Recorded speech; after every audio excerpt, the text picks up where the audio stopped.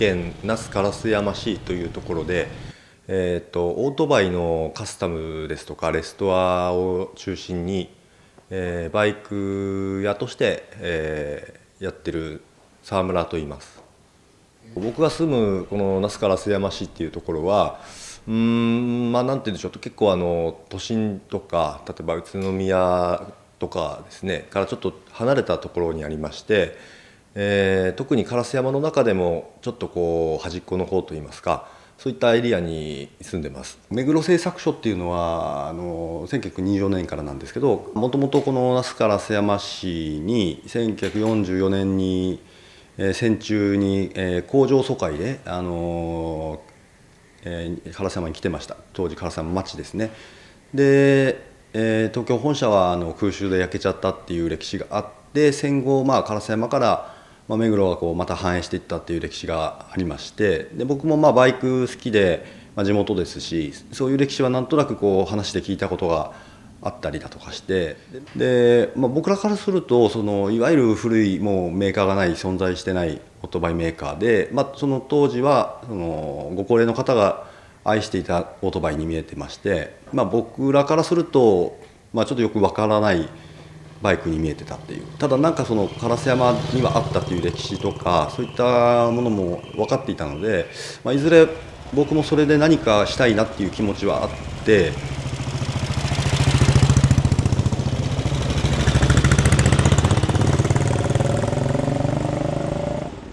目黒製作所っていうのは1924年からなんですけど、川崎は川崎航空機っていうもともとメーカーでオートバイメーカーではなかったみたいですね。でそれが一部に、小排気量モデルは川崎さんでも作ってたんですけど、4サイクルの結構ビッグエンジンのオートバイって作ってなくて、で1960年代に、吸収合併したんですよね、川崎さんと、目黒製作所がですね。で2021年の年に川崎モータースさんで目黒ブランドを復活するっていうタイミングと、僕ら実行委員長の山田さんとかが目黒でなんか町おこししたいよねっていうことを言っていたもんですから、それはいいですねっていうことで参加してくれないかっていうお声掛けをいただいて、僕が何かできることあればっていうことで参加させてもらったっていうところで始まったのが目黒キャノンボールっていうイベントです。でこれは全国の目黒愛好家の人たちが烏山にすごい結構何十代って集まってくださったんですね。その時に、皆さんこう烏山にこんなにオートバイが集まって全国から、一つのもうないブランドの、メーカーのオートバイ乗りが来てくれたっていうところで、で僕らも感動しましたし、こんな田舎の高速道路もね通ってない、なかなかこうアクセスしにくい市に目黒工場があったとか、そういうのを彼らは分かってて来てくれるんですけども、なんかそれが嬉しかったりとかして。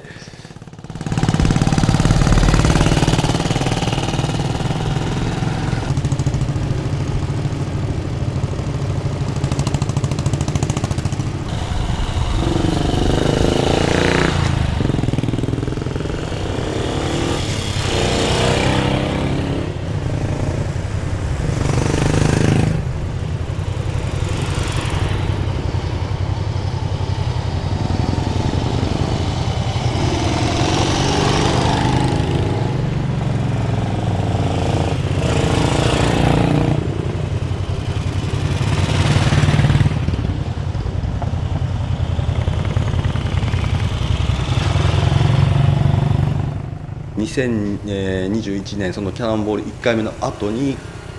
川崎モータースさんとつながるきっかけがありまして、で、メーカーさんはなんて言うんでしょう、烏山と一緒にこう、うまい関係でいけるといいですよねっていう感じだったもんですから、でその中の一つのプロジェクトで、目黒レストアプロジェクトっていうのを発足しまして、でこれの意図としては、当時目黒製作所が1937年の Z 型っていうオートバイを、作ってました。でそれは戦前なんですね。で戦争が始まって、軍事用品作ったりとかっていうところの中でオートバイ生産を一旦ストップして、で、戦後を迎えて、4年後に誕生したその Z 型っていうのを、烏山が携わる1台っていうことを川崎さんから聞きまして、でそれが川崎本社にあるっていうことで、これを烏山でレストアしないかっていう話をいただいてですね、もうやっぱそれに運命を感じたというか責任も感じたというか、オートバイをレストアするところってね、僕なんかより全然もっといろんなお店さんとかあるでしょうけども、やっぱりこの街でレストアするっていうのがすごく意味があるなと思ったので、オリジナルのこともちゃんと研究しながら、全く同じ手法でやるっていうのは、できなくはないんでしょうけど、例えば当時の、金型職人さんの技術とかそういったものはもう時代の流れで継承していかなかったっていうのがあると思ってます。その中で今の技術ってありますから、今の技術で再生するっていうことに意味があるんじゃないかと思いまして、一つの部品を作るにしてもなんて言うんでしょう、いろんな工場の方の工場の中を見学させていただいて、僕なりにきっとここの工場さんはこういう部品を作るのが得意なんだなとかっていうのを一度例えば見せてもらったりとかしながら、うちでやりますよって言ってくれた手を挙げてくれた工業の方っていうんですかね、のところにお邪魔して、で僕が実際ここでばらしたんですけど、こういう部品が摩耗してたりだとか、こういう部品が欠品してるんですけど、作れませんかっていうことで、一軒一軒なんていうんでしょう、交渉して、で、そういった意味で烏山で部品を製造して、でまた僕らの方で修復したりとかしてっていうことで1台3年かけて完成させたっていうところですね。これがレストアした Z 型ですね。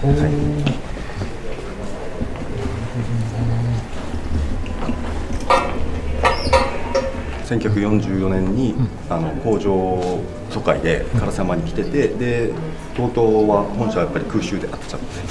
でそこから烏山からまた目黒が復活していったっていう歴史があって、でそういった人たちなんていうの技術を持った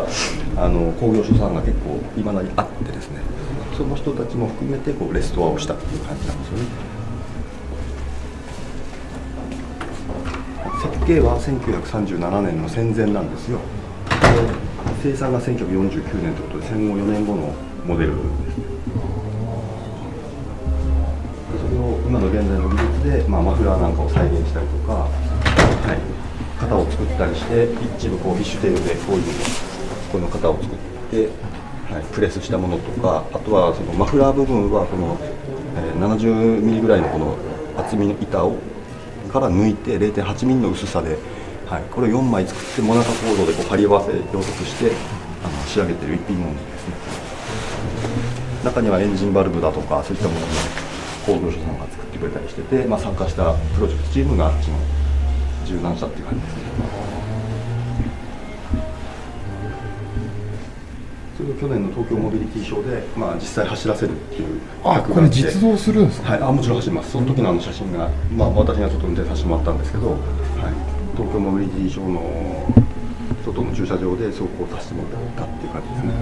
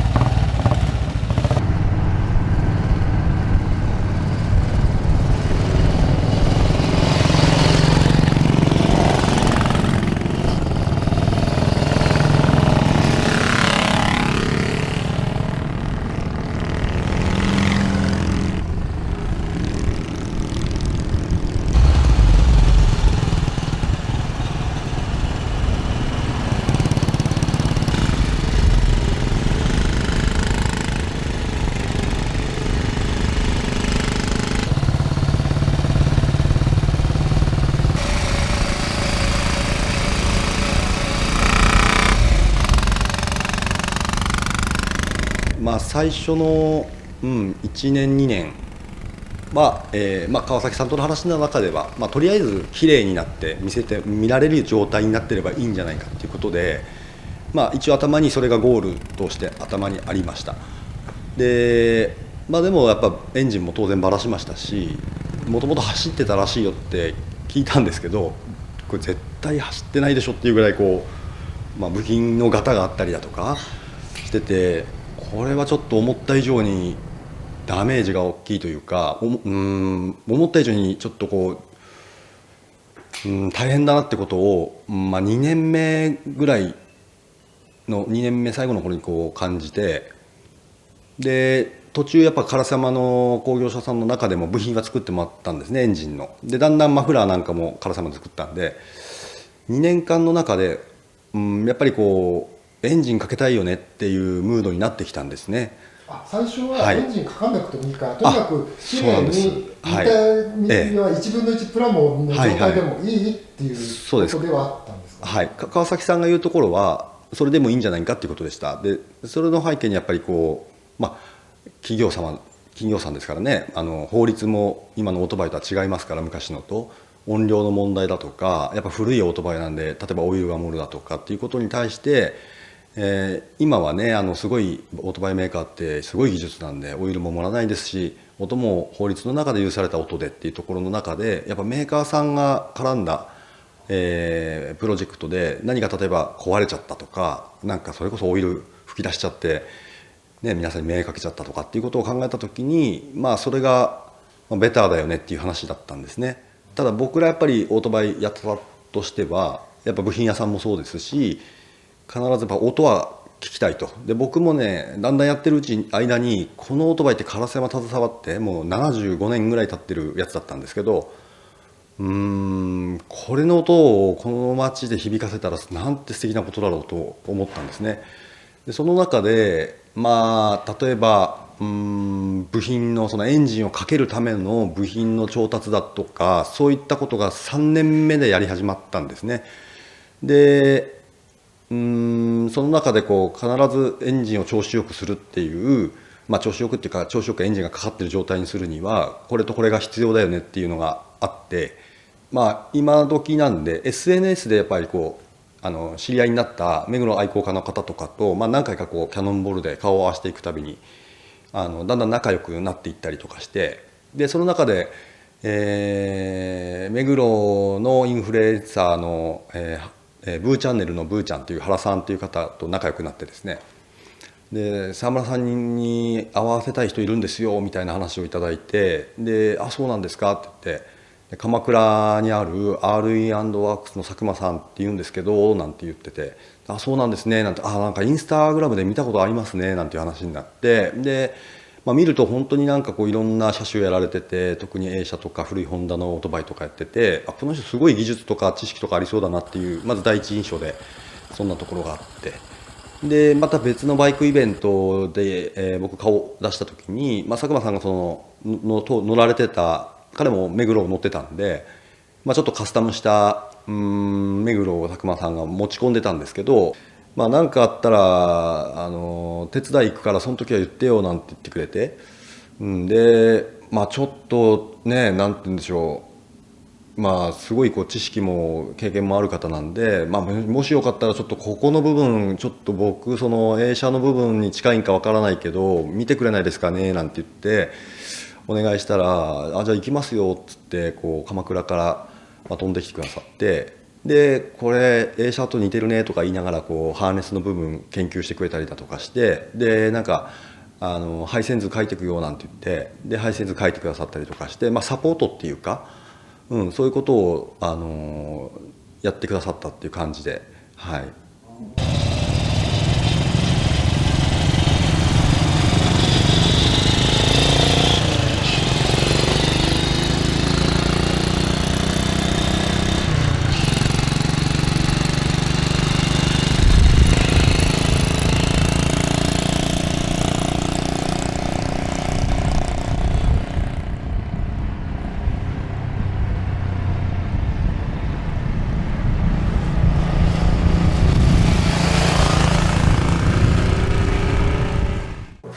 普段やってることが、うちはカスタム屋さんじゃなくてあくまでも修理屋さんなんで、普段がやっぱ50年代から70年代ぐらいのイギリス車と、日本車メインでやってて、でその中で、自分も目黒が好きで乗ってるのもあって、Z 型の修復ができるっていう、ある意味 Z 型を細かいところまで研究できるし、研究して、それをまた指導して、でさらにそれがまたこの烏山の人たちの、楽しみだったり市を盛り上げる希望の一つになったりっていうので、なんか沢村さんのそういうふうに市を盛り上げるためにもやりたいんだっていう情熱がなんかすごい、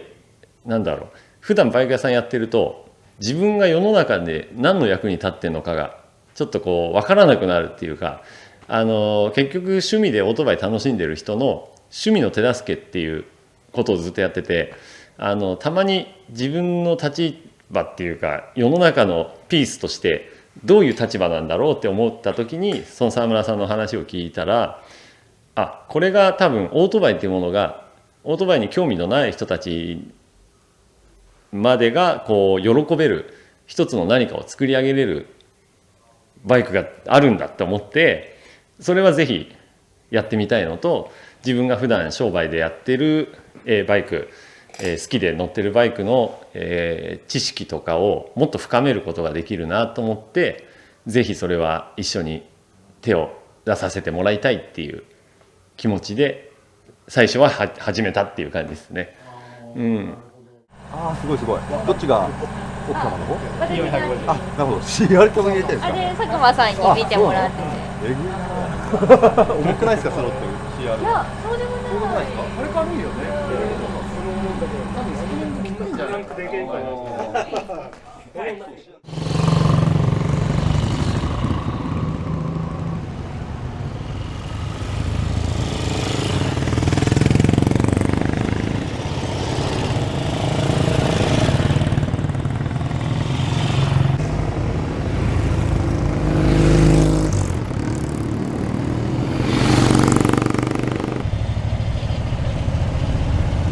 初めてキャノンボール第3回から来させてもらってるんですけど、パレードランに走ってびっくりしたんですよね。沿道の人たちが旗振ってなんかこう応援してて、おじいちゃんおばあちゃんからなんかちっちゃい子供までがそういう感じだったんで、オートバイがこういうふうに人々に愛されてるっていうのがなんかすごく嬉しかったんですよ。でなんかオートバイ屋さんとしても僕もやっぱりオートバイ大好きなんで、それが世の中の人たちに大切にされてるんだって思うとなんかすごく嬉しくなって、自分ももっとこうみんなに世の中に認められてというか、愛されるオートバイっていうものをきちんとこう残し続けていきたいなという気持ちで、なんかこう気合が入ったっていう感じですね。最終的にはですね、川崎さんも烏山の中ではエンジンかけたいっていうムードになってますっていうことでお話ししたら、いいんじゃないんですかっていうことで、言ってくださったんで、じゃあなるべく、エンジンかけられるように烏山も動きますっていうところで、3年目の春ですね、4月ぐらいにエンジンばらしたんですね。そこからこう検品して、結構思ったよりひどいなっていう中で時間間に合うかなってこう逆算して、もうとにかくいろんな有識者に聞きながら、佐久間さんだけじゃなくてやっぱり目黒愛好家の部品持ってる方とかにやっぱ部品を譲っていただいたりだとか、昔の目黒だからここってこうなってますよっていう情報とかもいただきながら、なるべく僕なりにこうオリジナルに近づけながら、当時じゃない技術も取り入れて、再生したっていうことで、実際ですね、本当にギリギリで、結果的にもう1週間前はもう本当に寝る時間が数時間あるかないかぐらいの感じで毎日こうやってたんですね。でも意地でもこれエンジンかけなくちゃダメだっていうことで、本当にエンジンがかかったのが3日ぐらい前だったんですね。初爆したのかっていうかね。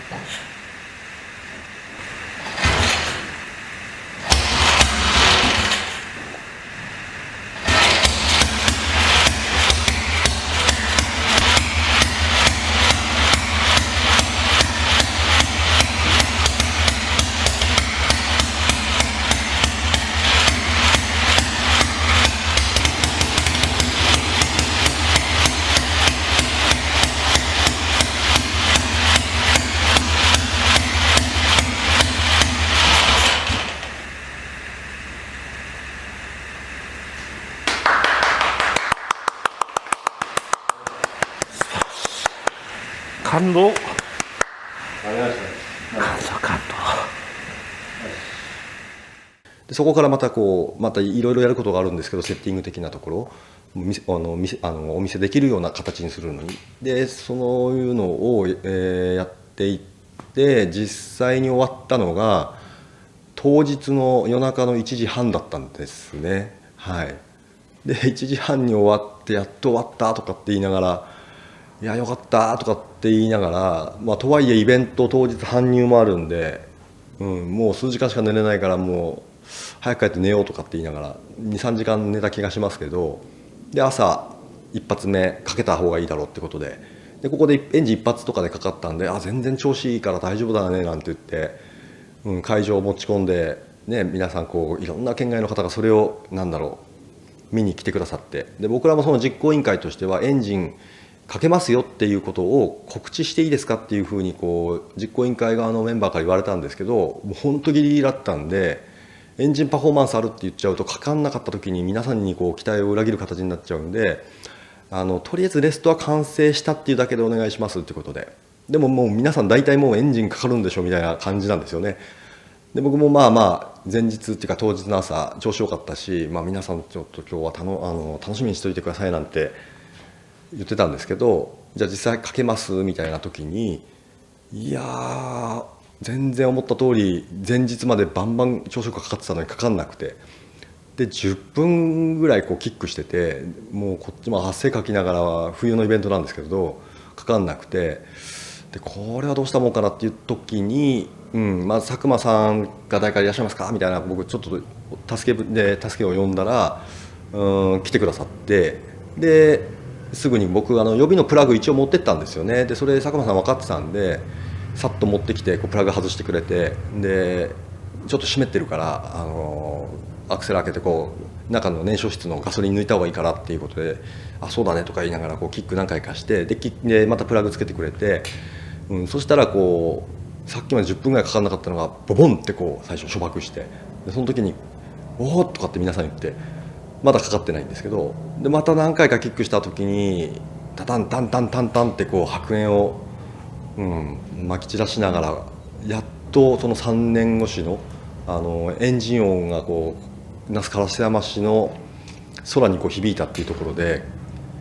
手前で10分ぐらいかかんなかったっていうのもあって、結構皆さんグッと来てくださったみたいで、僕からしたらとにかく、かかってよかった、安心したっていう感じでしたね。はい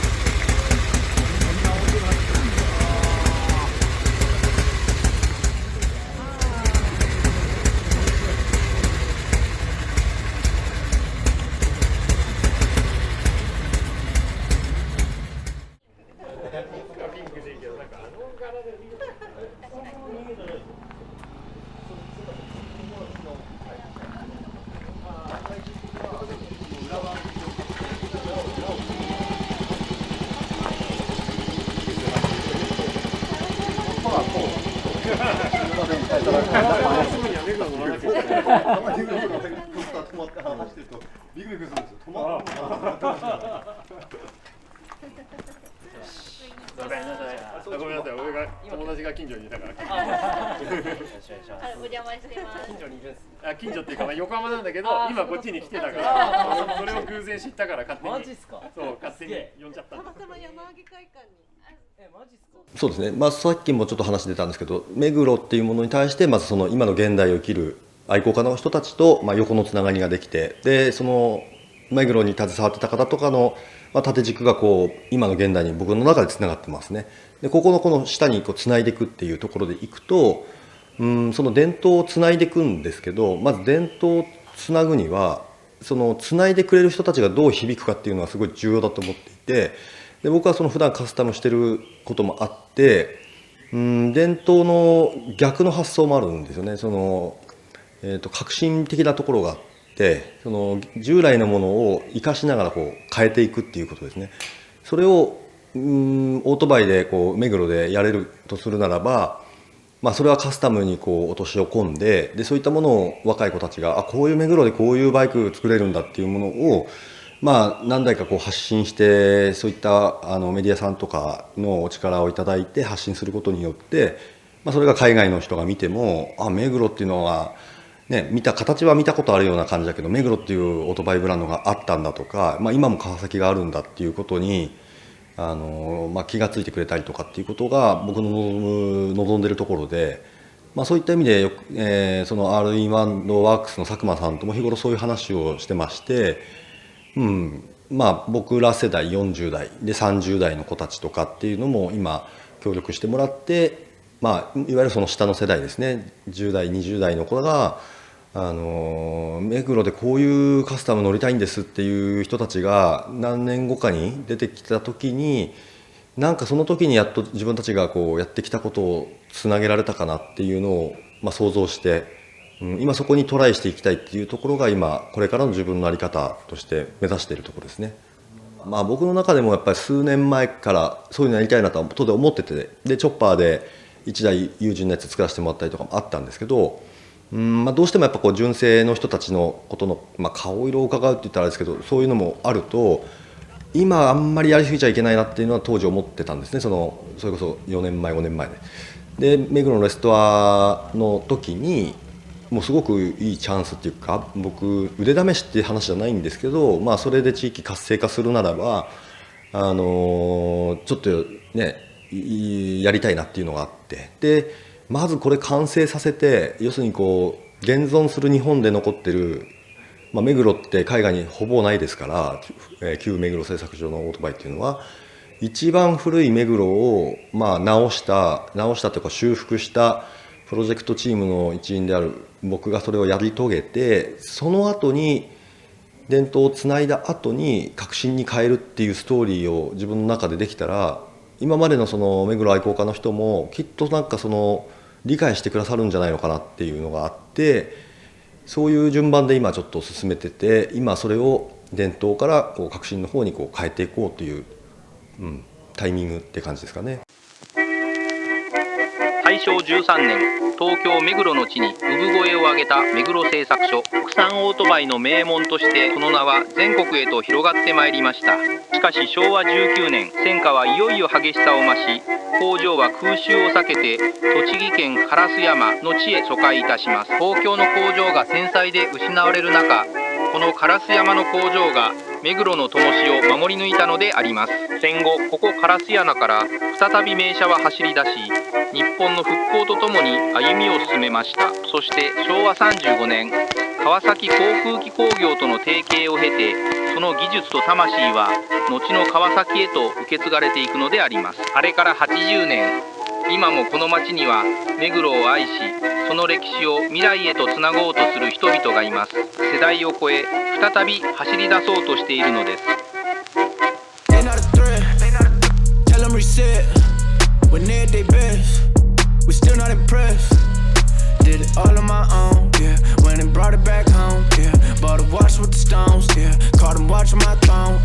Ain't no one doing the shit that we doing. Ain't nobody moving the way that we moving. Hop out the Sprinter and shoot us a movie. We pull up to Paxton and get us some jewelry. How does it get?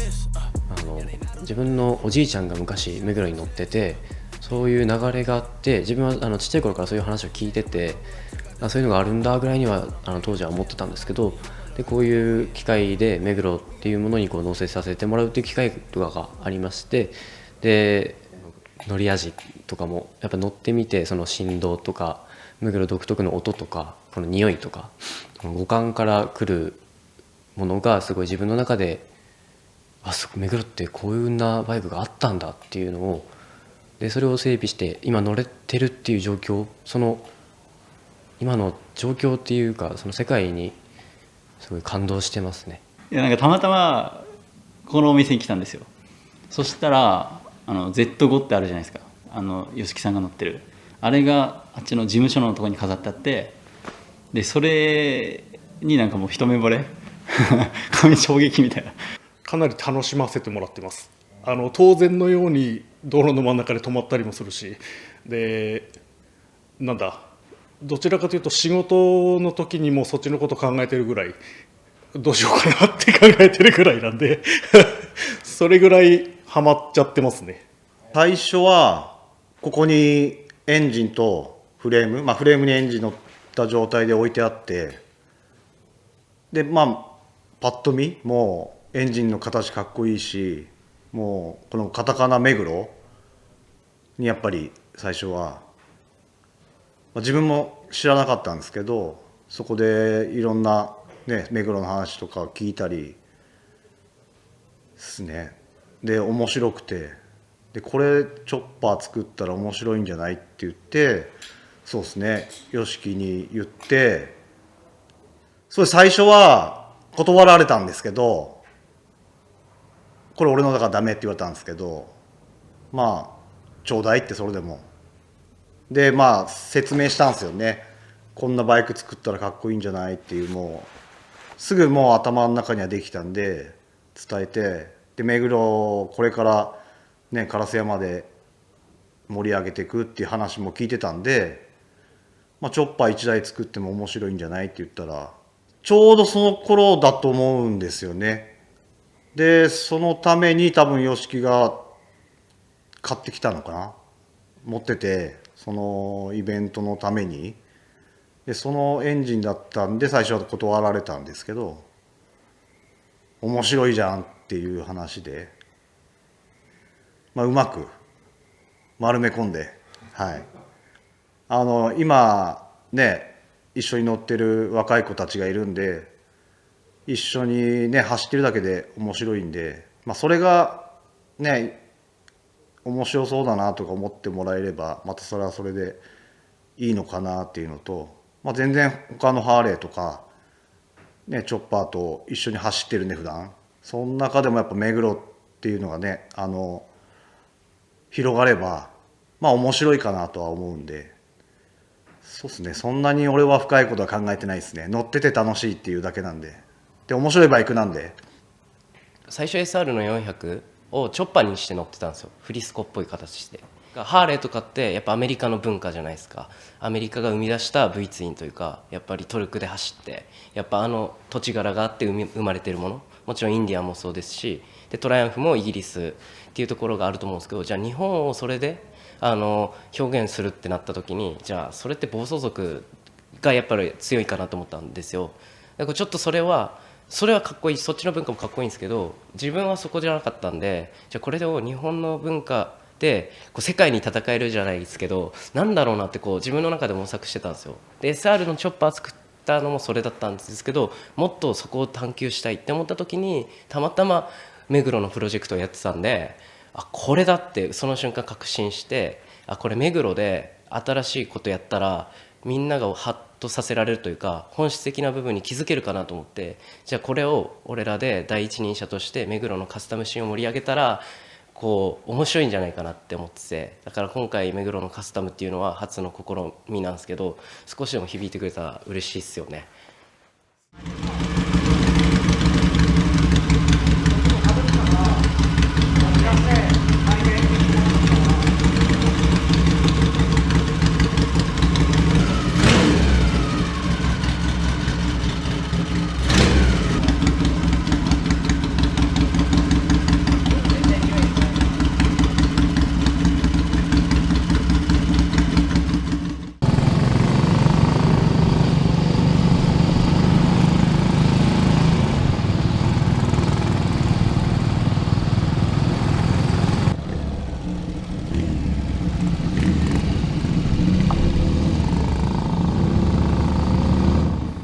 僕が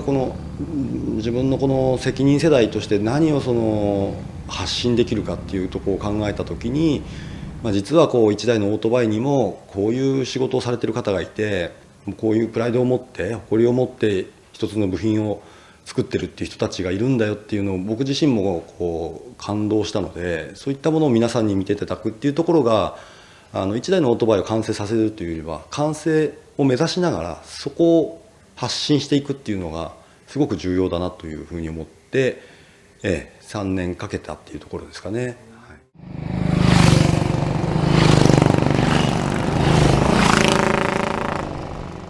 チョッパーボバは僕は初めて見た時、僕あれトラだと思ったんです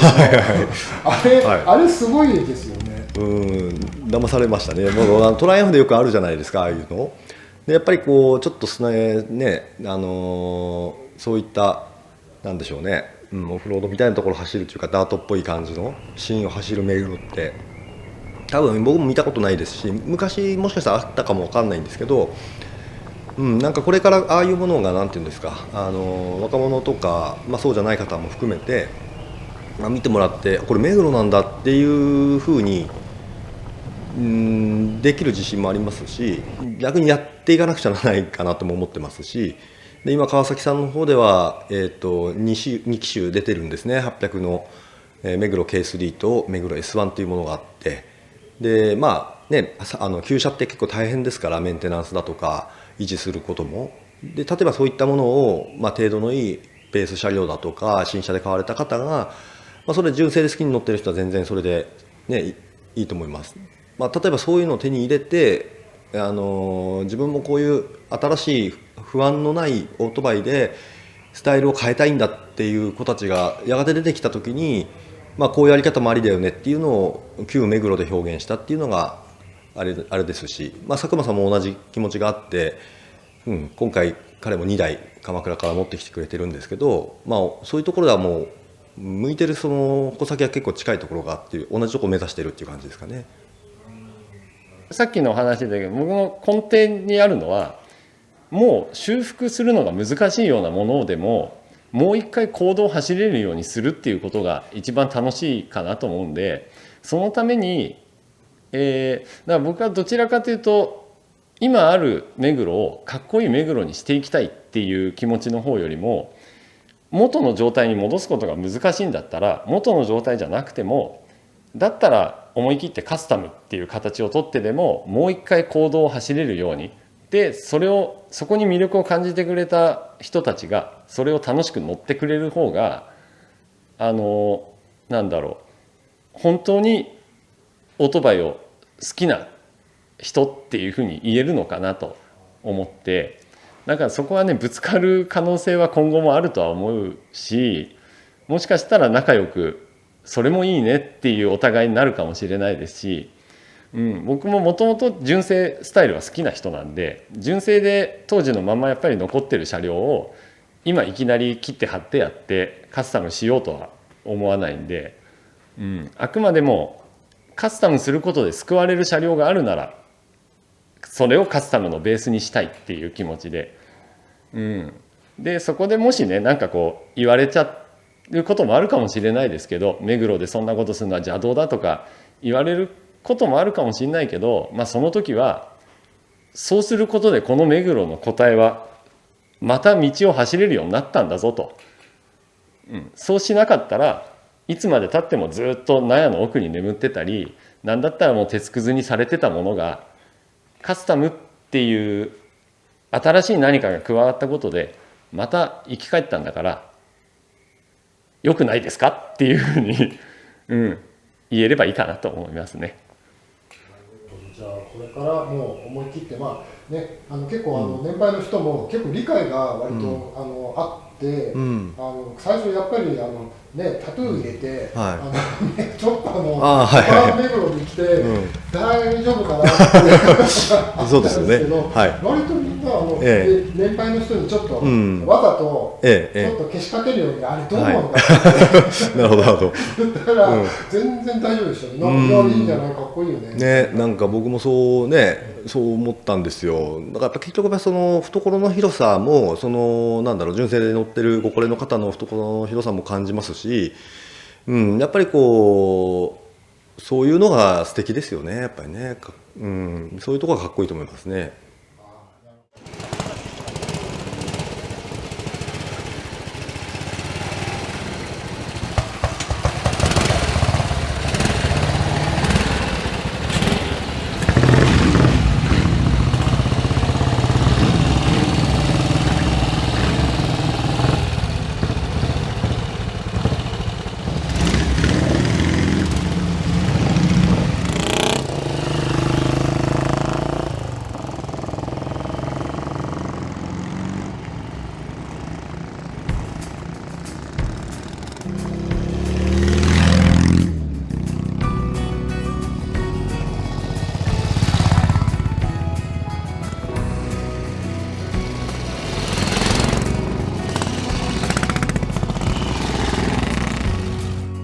Z7 っつって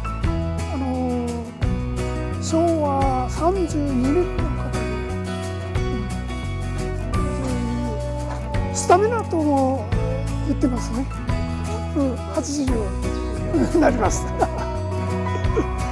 これもエンジンかけるのが大変なんで、私なりに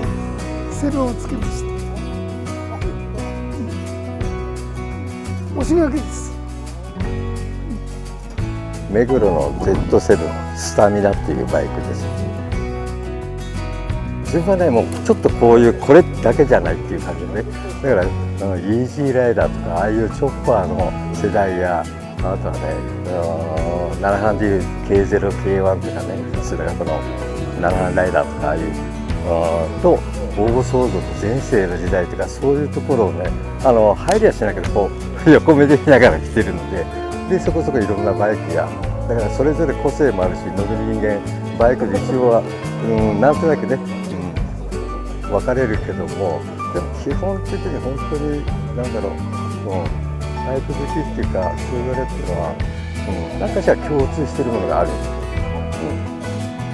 れも行くんですか。これ好きなんですね。バイク屋さん買ってくれるんですか。今15歳なんです。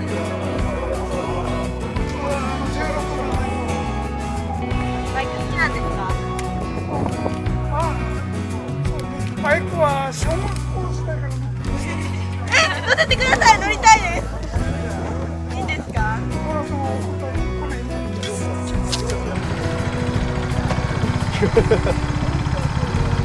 母親です。初心者マークあって。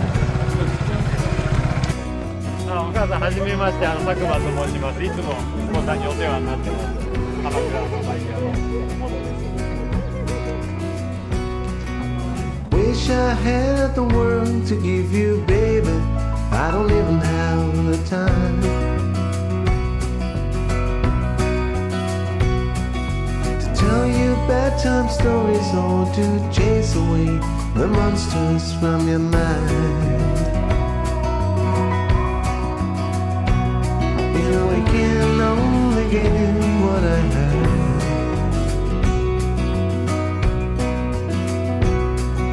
I'm sorry I was late today. I didn't get to see you dance the waltz.